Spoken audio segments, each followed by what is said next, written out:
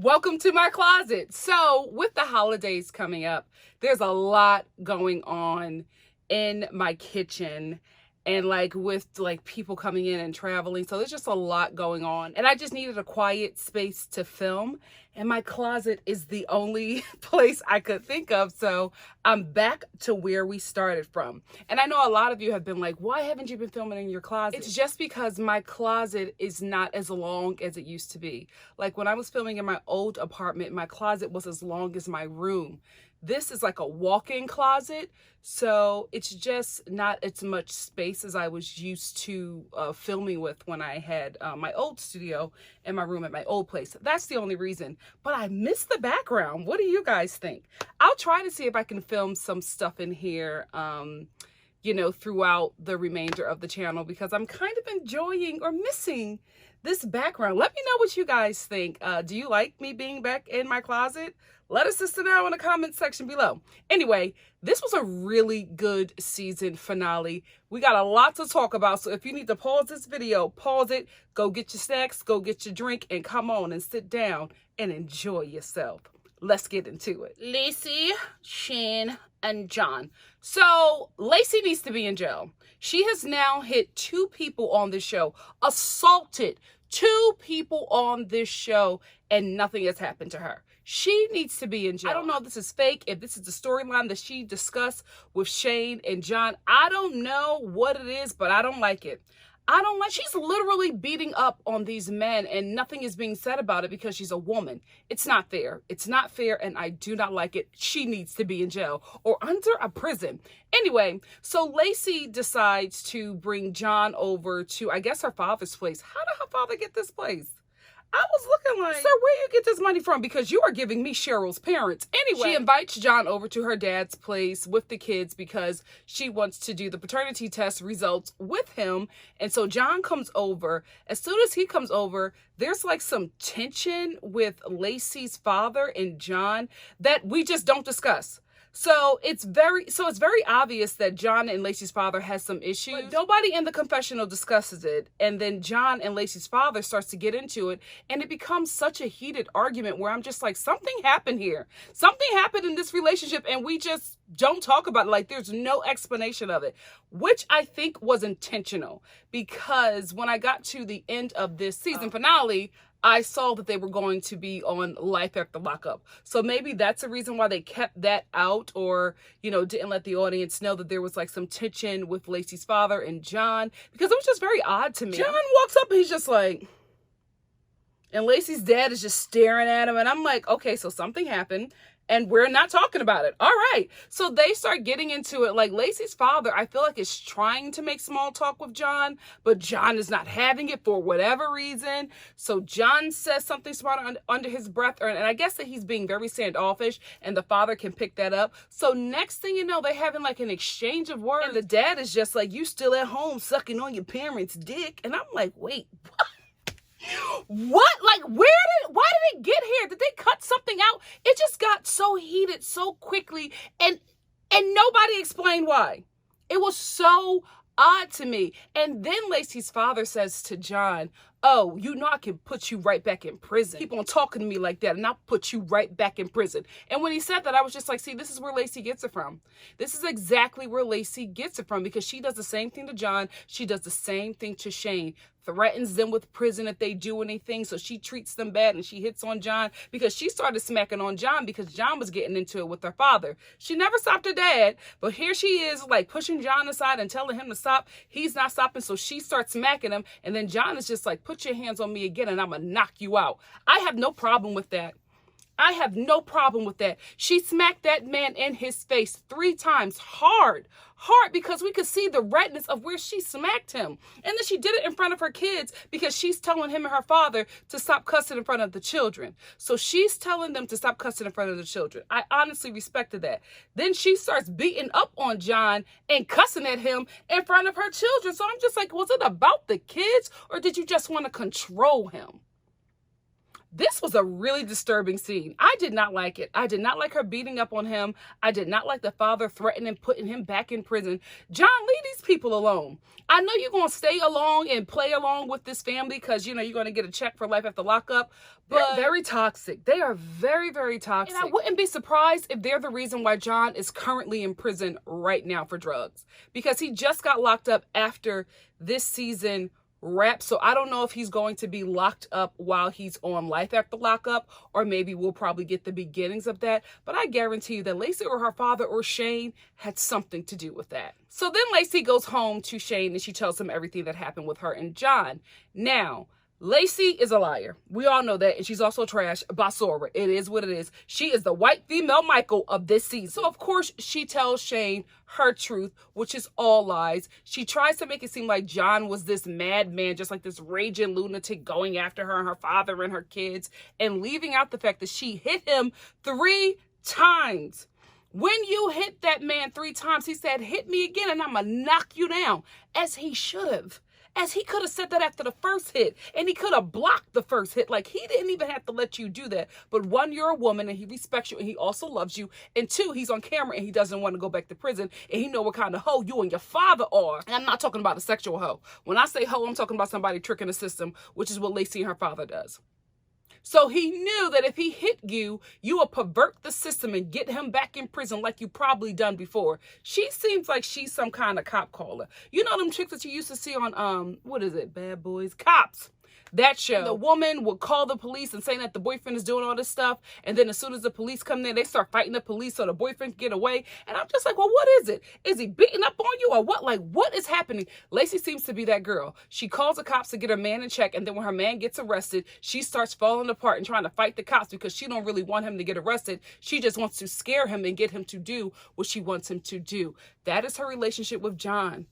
They're very toxic. Nobody in this cast is healthy, but Lacey and all the men in her life, this little triangle, rectangle, circle, whatever it is, pentagon, is sick. They all have serious issues, and unfortunately, it's good TV. It's good TV, because here go trash Basura Lacey on her wedding day. On her wedding day, calling John and letting him know that he is not the father of, I believe it's her daughter. She revealed the results to Shane because she wanted to do it with John, but everything got, went haywire when they met. So she revealed the results to Shane, and she was trying to act like she was excited and happy that he wasn't the father. However, the way she was doing it, it didn't feel real to me. I felt like she was faking it. Not faking that John wasn't the father because we saw the paperwork, but I felt like Lacey knew. I felt like Lacey knew that John was not the father, and she faked this whole thing for storyline. This is the thing. I think this storyline is very fake, right? I think the only person who knows that it's fake is Lacey. I think she's playing everybody else, from her father to her children to Shane to John. Everybody at that damn wedding. I feel like she's playing these people. She's the only one that knows the truth. And she keeps on telling these lies to try to get people to play specific characters in her storyline so that she can get another season, which she did. Lacey is the white female Michael. A hoe in another color. Lord. And since we're here, it's not the majority of you guys. So far, I think I've gotten this comment like twice. But twice is enough for me, right? I don't like blocking people, but I have to if you disrespect me. You're not going to disrespect me. You're not going to disrespect my subscribers. That's just not what's going to happen here. But since we're here, I need to talk about this. Guys, this is how I laugh. Like, I'm actually, when I laugh while I'm filming this, it's actually a very muted laugh. I'm trying not to allow myself to go, seriously, if I ever get to the point where I'm like filming myself, just reacting to the show, you will see how hard a sister really laughs. And I am not holding that back anymore, because I used to be ashamed of how I laugh because I wanted to have like a little cute laugh. Like, no, my laugh is loud. My laugh is ghetto. My laugh is shrieking. Like, it's a lot that goes into that laugh, but it's me. And it's who I am. And I am not censoring my laugh for anybody. If you got a problem with it, if you don't like it, if you think it's too much, don't watch. I'm all right with it. I'm here with my friends. Like, this Me doing this, I'm having a good time with people who like me and people who I like. It is what it is. This is for people who like me. If you don't like me and nothing about me, don't watch. That's the last time I'm going to address this, because in 2020, I'm not addressing you haters. I'm just blocking y'all and reporting y'all page to YouTube. Don't try me. Don't try me. Speaking of ghetto, let's talk about this wedding. First of all, Lacey's lashes, okay? The lashes were just like stabbing me through my TV screen. Aside from that, I thought she looked cute. I mean, you know, it is what it is concerning Lacey, right? But I thought she looked cute. I thought Shane looked cute. And you know what it is? Because a lot of y'all have been thirsting over Shane in my comment section.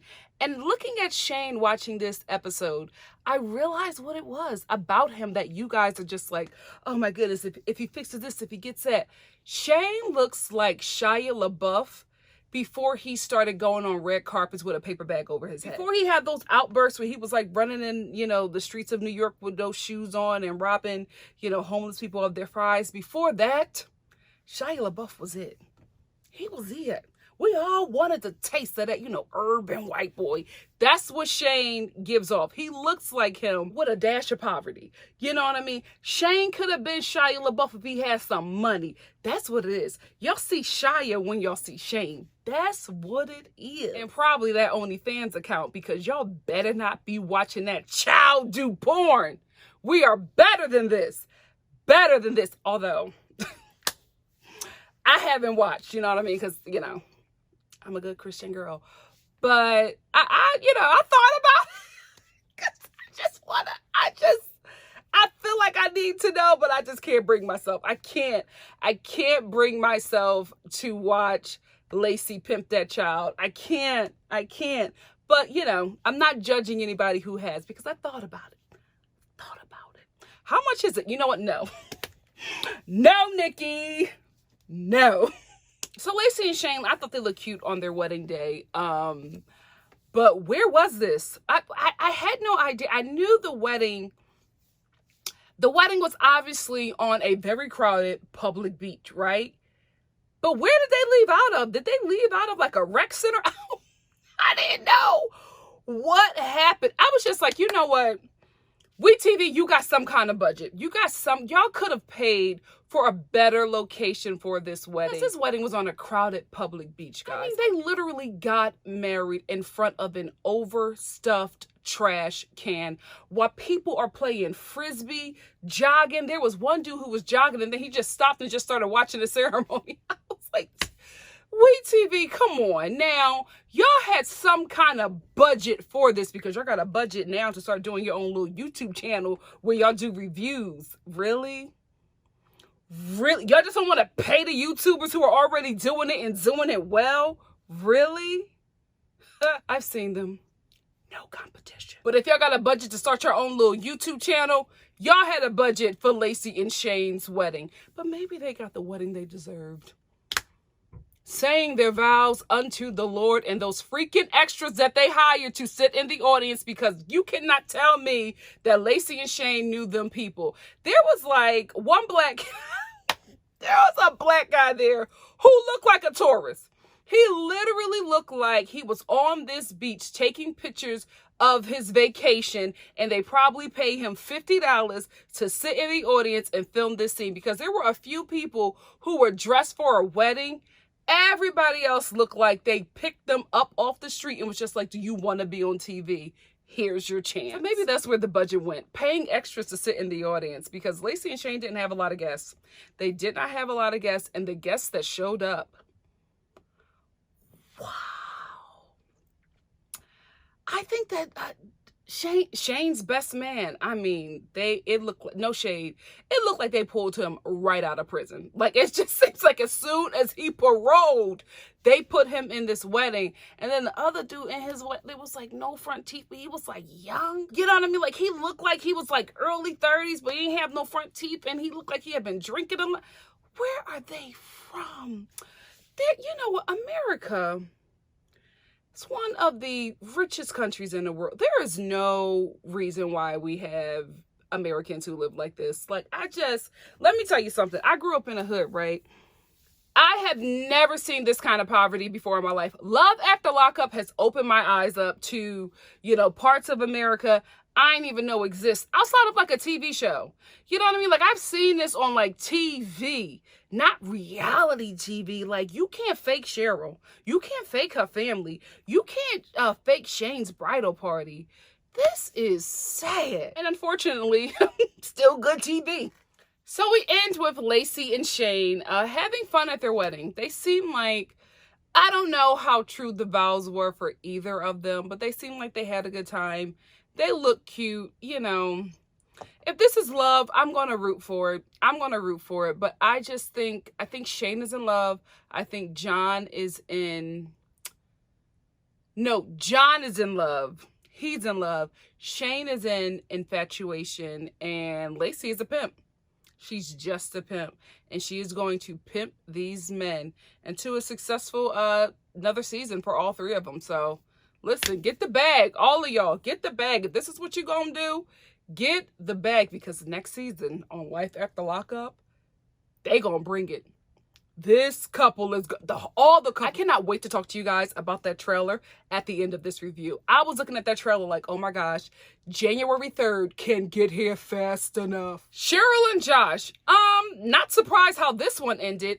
So Josh meets with his mom and he's just like, basically, I don't know if I should propose to her or dump her because he feels like he's in this weird space with Cheryl. Like he saw how she flew off the handle on Kid's sister on the last episode. And he's just like, I don't know what to do. Like I really care for her because she held me down, but it's uncomfortable. Like being in a relationship with her is not fun because she flies off the handle so much. But then again, he feels obligated to stay with her because she held him down in prison. So his idea is I'm either going to break up with her or get engaged to her. What, Josh? That makes no sense. But to Josh, it makes perfect sense. And also, he's back to brown. What was time period into him like being a bleached blonde to now being back to brown? I don't bleach my hair. So for people who do bleach, can you just all of a sudden go back to brown or like a darker color that quick after bleaching your hair like that? If not, then this lets me know this was probably an added scene or filmed way later. I don't know. It has to be something like that because this dye job was really quick and really neat. So I'm just like, was this added or did y'all lose footage? Like what happened? Because he was bleach blonde. Like he was damn near albino the last episode. And now he's a full brunette. So anyway, Josh takes Cheryl to a beautiful castle. I thought, I'm embellishing with beautiful. I thought it was cool. Like, that is definitely something I would, if my kid was having like a 9-year-old birthday party, I would take them there to have an event there. It seemed really cute. And then it also seemed like a really nice place to get married for those like medieval people, like cosplayers. It was cute. I thought it was really cute. Josh seemed to really enjoy it, and he brought Cheryl there because he wanted to propose to her. But Cheryl, in her bad attitude, complained the whole way there. Then she gets to the castle, and she's complaining. She has the nerve to talk about how she thinks this castle looks cheap, and her sister has something bigger and more expensive. And I'm like, Cheryl, no shade, right? Because I come from, humble beginnings. Okay, you know what I mean? This right here, this sequence, discounted, deeply discounted. I'm a bargain shopper, okay? So I'm not dragging this girl for, being impoverished. I'm dragging her because Cheryl is a liar. Cheryl is lying. This whole season, we have allowed this woman to lie to us, and I'm done. I'm done. So she's talking about how expensive her sister's wedding is and how she wants something like that and she wants something bigger. And I'm like, where the hell you getting this money from, Cheryl? You mean to tell me that Kid's sister had a freaking wedding like Princess Megan? Are you kidding me? Why are you lying, Ma? Why are you lying? Yeah, my sister had something like this and it was way bigger, more expensive. I want something like that. I want something with all the flowers. Who paying for it? Who pay? Not you. Not you. Event halls don't take down payments in the form of WIC. Stop lying, Cheryl. Stop it. So anyway, she's over here complaining and lying, and Josh is just turned off by it because he thinks that she's being very rude, which she is, but it's Cheryl. But then this boy goes crazy and he's just like, well, I was going to propose to you, but I'm not going to do it now because you got a bad attitude. And he starts cussing her out in front of the ladies who are like showing them this cool castle for a wedding that will never happen. Cheryl is a complaining Kathy. I will give Josh that. But my God, today, did you really go there to propose to her or just to break up with her? I think anything that Cheryl did was going to be like the last straw for him. I felt like he was looking for something. No shade. I get it, bro. I get it. It seems like you flipped the switch way too quick after Cheryl does what she always does. I think he knew that she would complain. I think he knew that she probably didn't like it. And I think that this was his out. I really, really do. Because he just flipped the switch so quickly and was just like, oh, I'm done. I'm not going to propose to you. I want to break up. I'm done with you. Leave. What? Like, Cheryl was blindsided and so was I, okay? Like, yes, she complains, but damn. Break up with her in a castle? I would really like to go to wherever this castle is. Like, this would be a fun place to take kids. I will say, what is the insurance like on that place? Because I do agree with Cheryl. She was just like, my kid is going to fall out of this castle. Like, this is not a safe place to have a wedding, especially where children are going to be. I agree.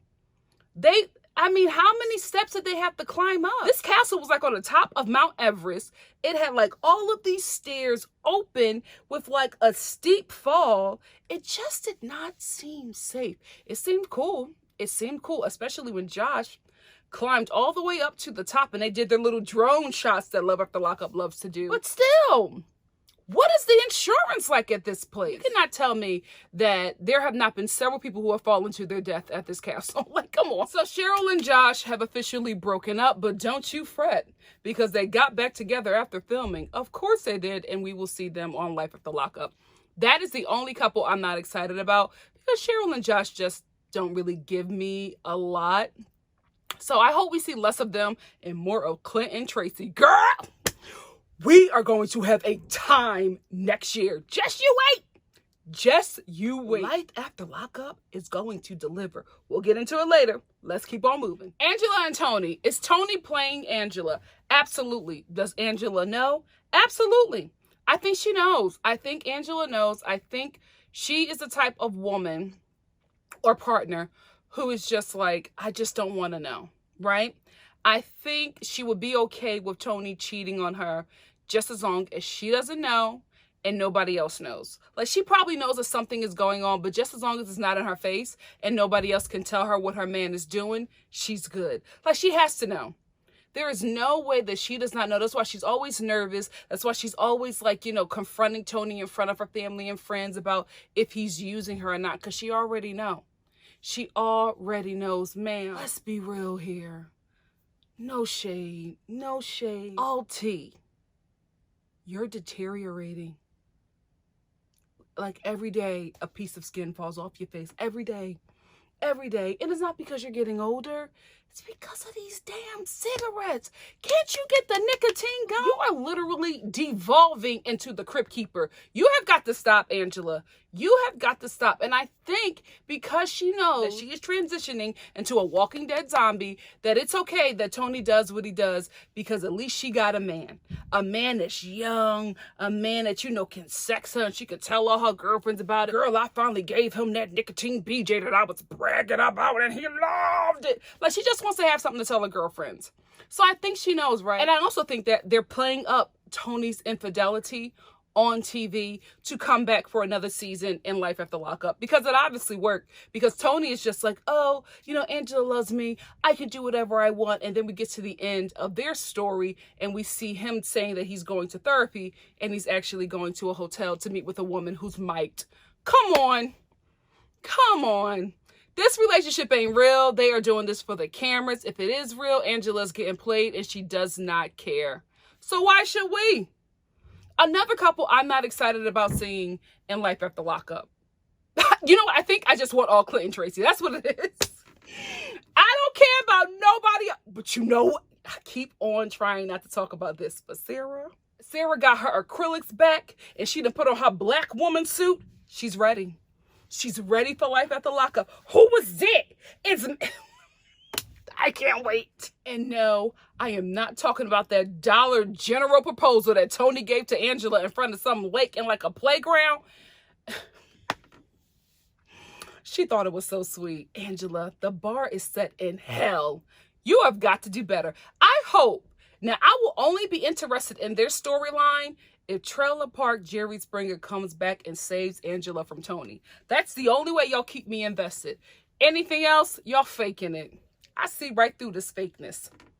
Good TV, though. Still good TV. But I hate when I could see you playing out your storyline. Especially since you're going to be going up against Clint and Tracy. You better have something damn good or we're checking out. Now, let's talk about a couple that I wish we were going to see in Life After Lockup. Lizzie and Daniel. Who saw that coming? Not me. Not me. Lizzie is shopping for wedding dresses with her girlfriends who think it's a very stupid idea for her to do it. But Lizzie doesn't care because Daniel's going to pay for it. And I'm like, how?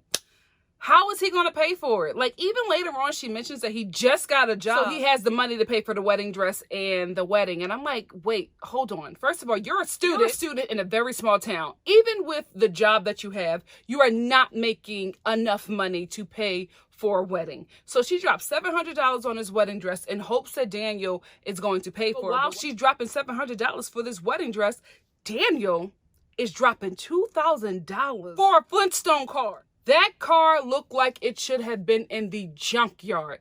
I could not believe that he was buying that piece of crap. But when I saw who he was buying it from, it made total sense. He was buying it from that scamming, hating aunt. That aunt was scamming you, Daniel. That car, not only did he put down $2,000 on that car, he also signed a promissory note with her to pay a certain amount of money to the bank because there's still money to be paid on that car.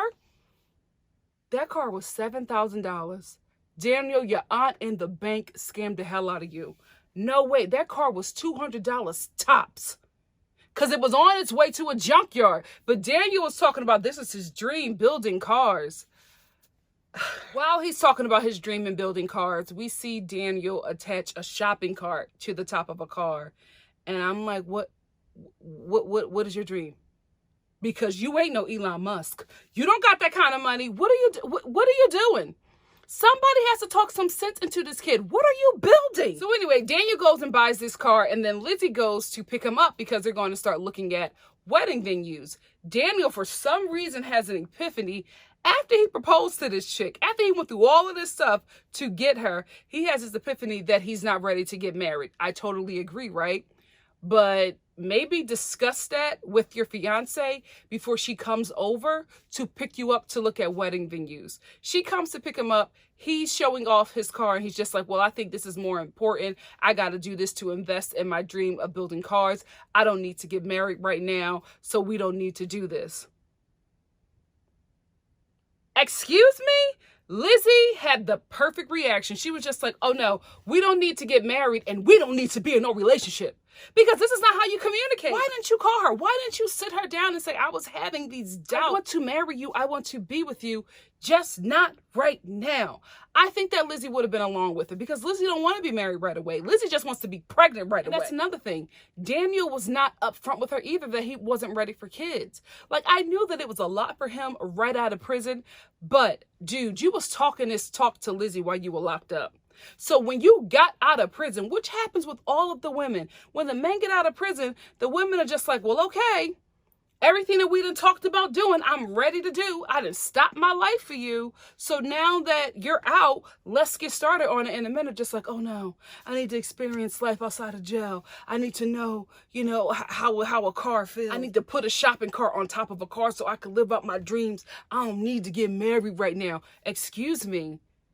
Lizzie, bad attitude aside, brother, she gave you 3 years of her life, and I know how you was talking to her because those men, especially when they are locked away, they start talking to you all sweet. You know what? Let me stop acting like I know because I don't.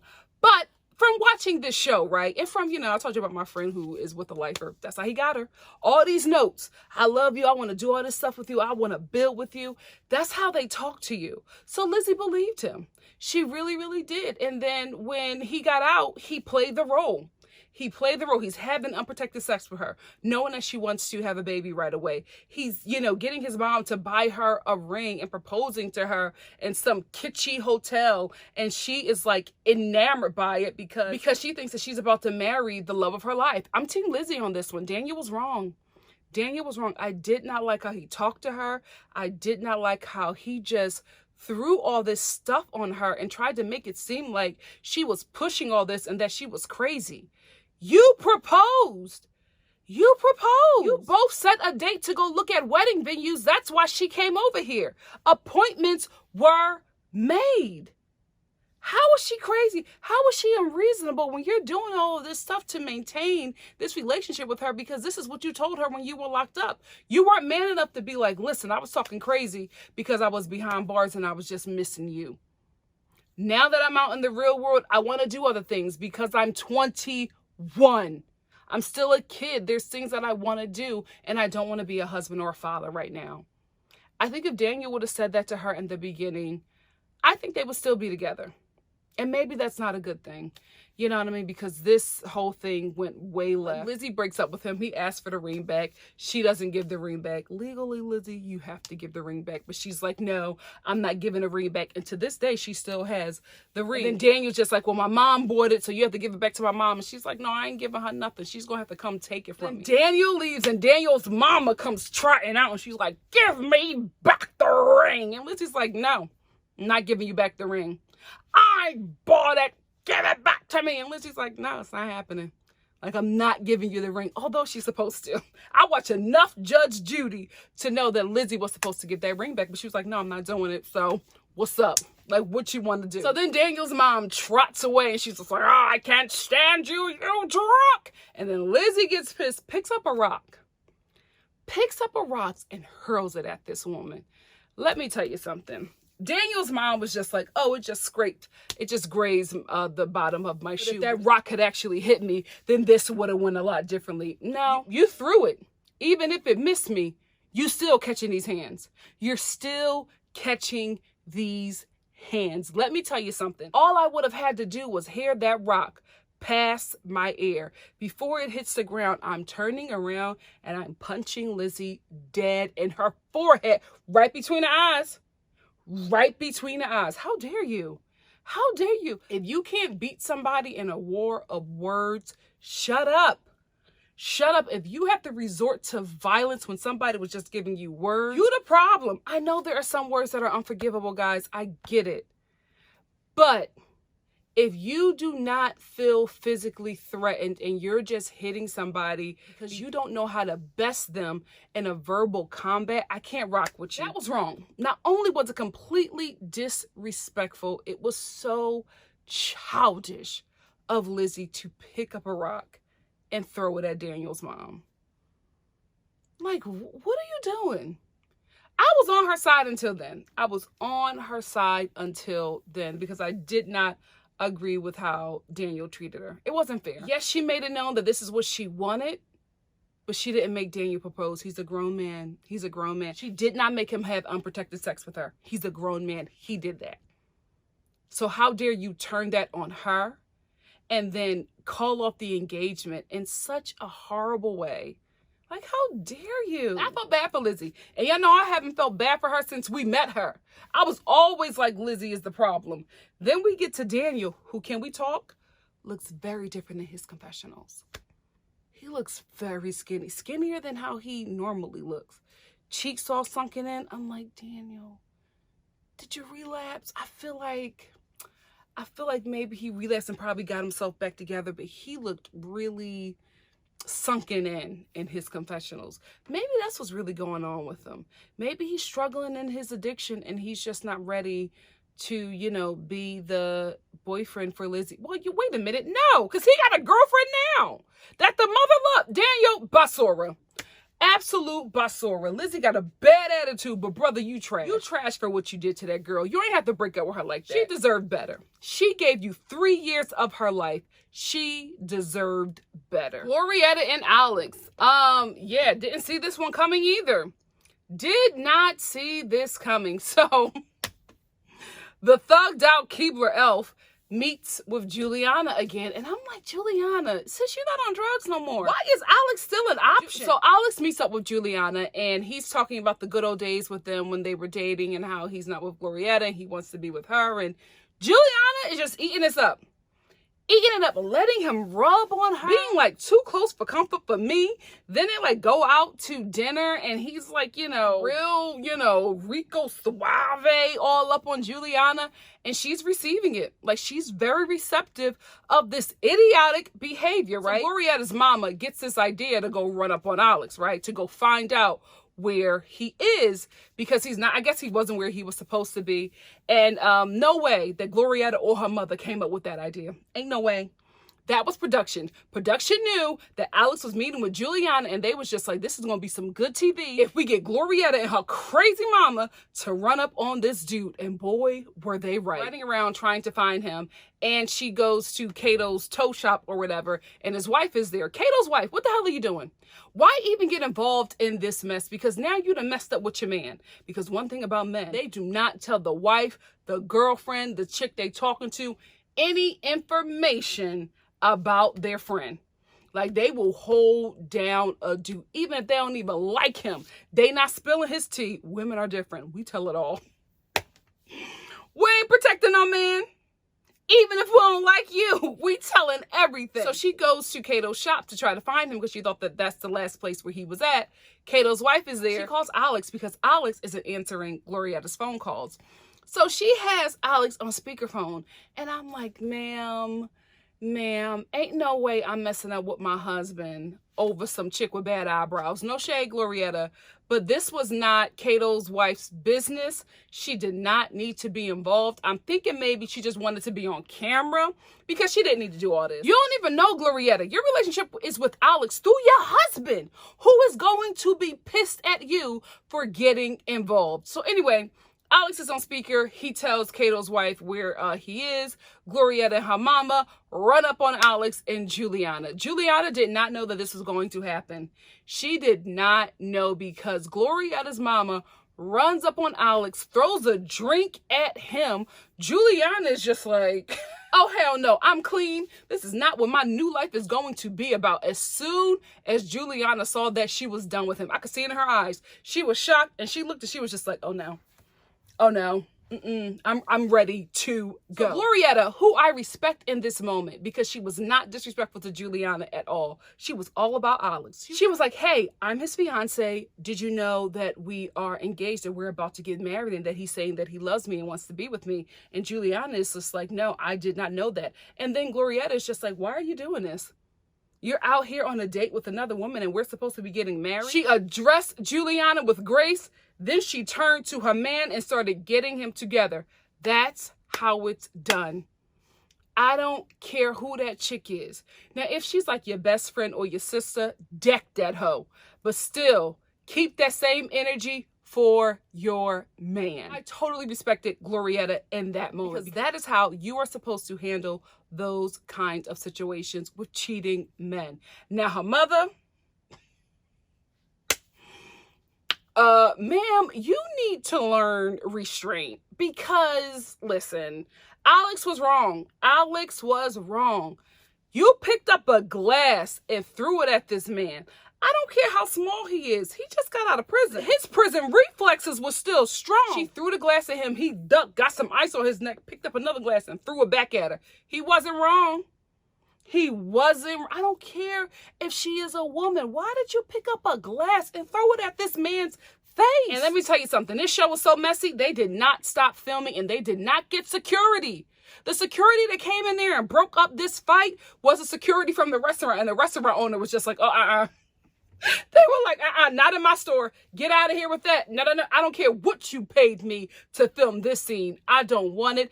Get out of here. We don't do that here. I think that's exactly what the guy said. He was like, we don't do that here. No, out. So he put all of them out. But while they're getting put out by security, Glorietta's mama is still trying to fight Alex, and Alex is still trying to fight her mama. I was like, God. Listen, I didn't see this happening. Not with this. I knew that we were going to get some kind of altercation with them, but I didn't think that it would be like this. I didn't think it would be so vicious and so low down, and I didn't think it would involve Juliana.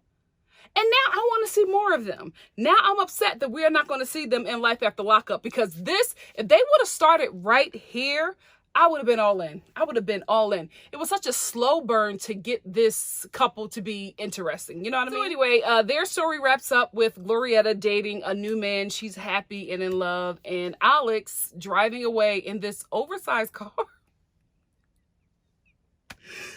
This car was so big for him. Or maybe it was the camera, but they made him look so small in this car. Like, guys, the steering wheel was like up here, and Alex what song was he singing? He was something, and I'm doing this tonight, you're probably on that side of the fight. Like, he still thinks that he could sing. That's because women are still sleeping with this dude. This is our problem. We make dudes like Alex. In 2020, you better stop giving your cookie to these fools. Listen, he got to be tall. He got to be handsome. He got to be wealthy. He got to treat his mama right. If he not any one of them, leave it alone. You know what? I just thought about a really great guy that's about 5'4". He can be short. You know what? I'm not going to be a hi-ho. I'm no longer going to be a hi-ho. That's not right. He can be short, but he got to treat his mama right. He has to be a gentleman. He has to wash. Y'all over here having sex and getting pregnant by dudes that don't bathe. Do you know that a lot of men do not wash their behinds because they think it's gay? And y'all getting pregnant by them. Ladies, we have got to do better. We can change the world. Please, shut down your Disneyland for fools. Shut it down. Shut it down. Only entry for the wealthy and fine. And a gentleman, wealthy first. Listen, America is expensive.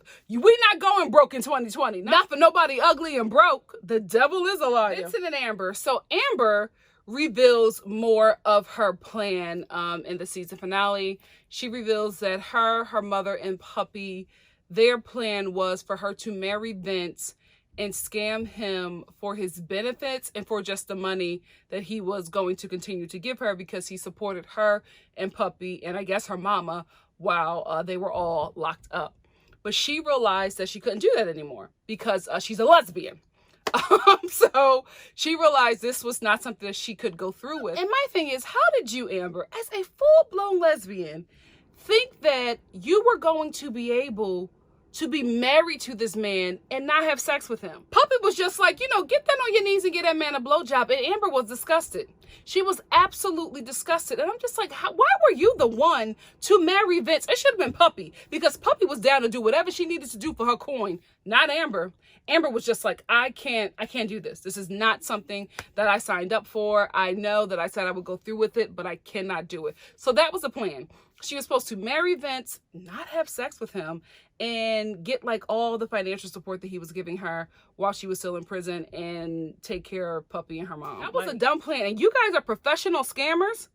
How did you come up with that? Was the stupidest plan ever. So anyway, Amber realizes that she can't do it. So she goes to the gym where Vince is working out at, and she breaks up with him. I will say this, Vince looked very handsome in this scene. I think it's because he was actually engaged. When Vince has dead eyes, it takes down his attractiveness.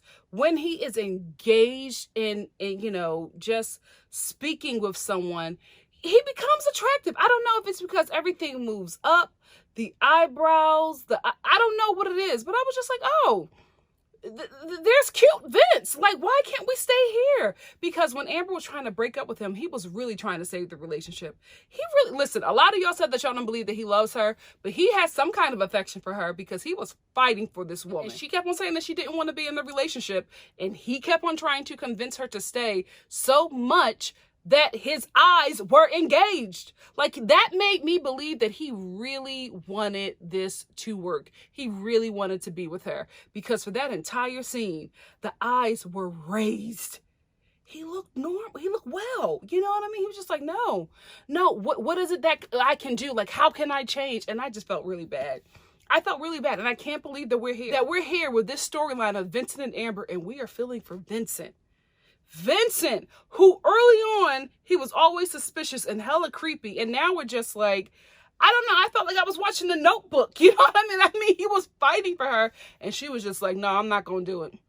I'm not going to do it. Vincent and Amber are officially broken up. And the update with Amber is that she's now working at she's a server at a restaurant waiting for Puppy and her mother to get out of prison. And she even said, she was just like, even if I, end up being with a man, Puppy will still be my wife. What in the fluid? What is happening here? What? How is that going to work? Love After Lockup. Can we get Amber, Puppy, and her mother on another season? Because I need to see this dynamic. Something is not making sense to me here. Like, their relationship still has not been fleshed out, and maybe it's because they are coming back. Maybe not on Life After Lockup, but maybe when Puppy gets out, because Amber did say that Puppy was getting out in like 20 months or something. So maybe we'll see her in a year or two or something, because there's still very muddy waters with this whole thing. Still very muddy. And I need to meet Amber's mother.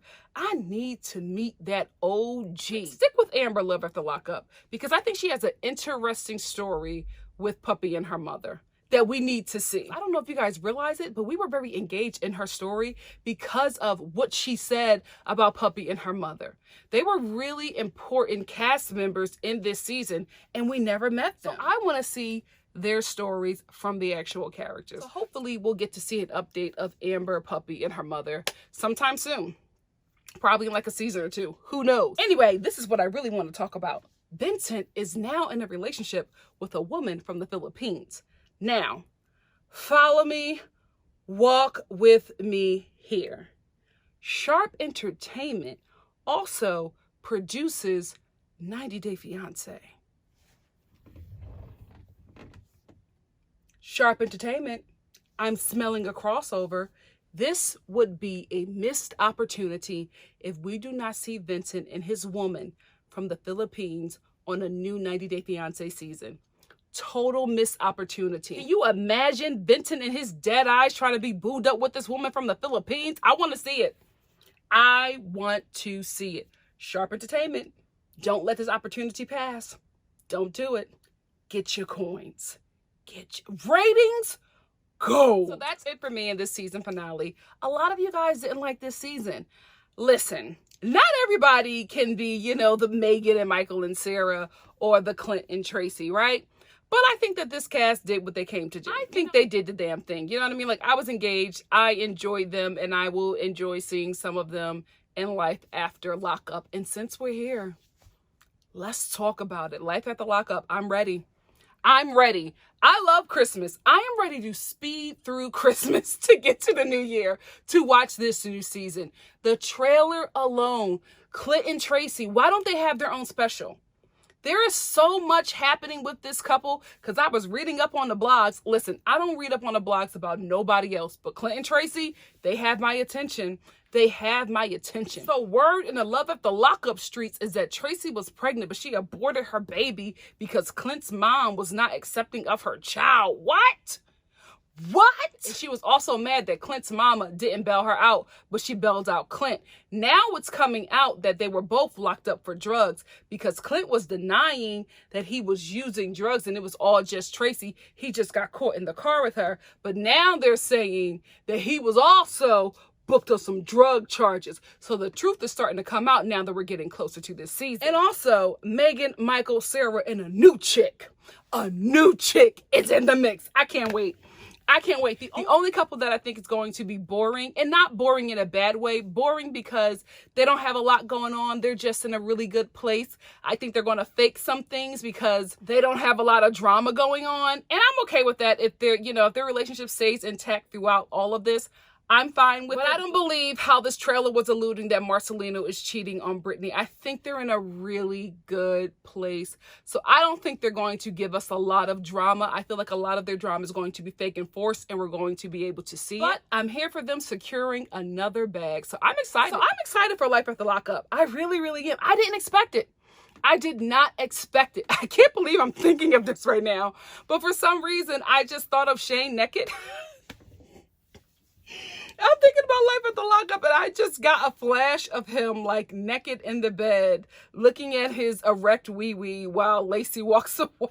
We did not need to see that boy's hairy bottom. We didn't need to see it. We did not need to see it. Anyway, let me wrap this up. I've talked long enough. I gotta go finish cooking Thanksgiving dinner, but I wanted to, get in here and talk to you guys about it before the week got away from me. What did you think about this season finale? Let's talk about it in the comment section below. Thank you so much for stopping by, guys. You know I truly appreciate and love your support. If you like what you see here, please like, comment, subscribe, and share. And I will see you in the next video for 90 Day Fiancé. If I don't get to it tonight, I'll get to it tomorrow. Have a wonderful holiday, and I will see you soon. Love you guys. Bye.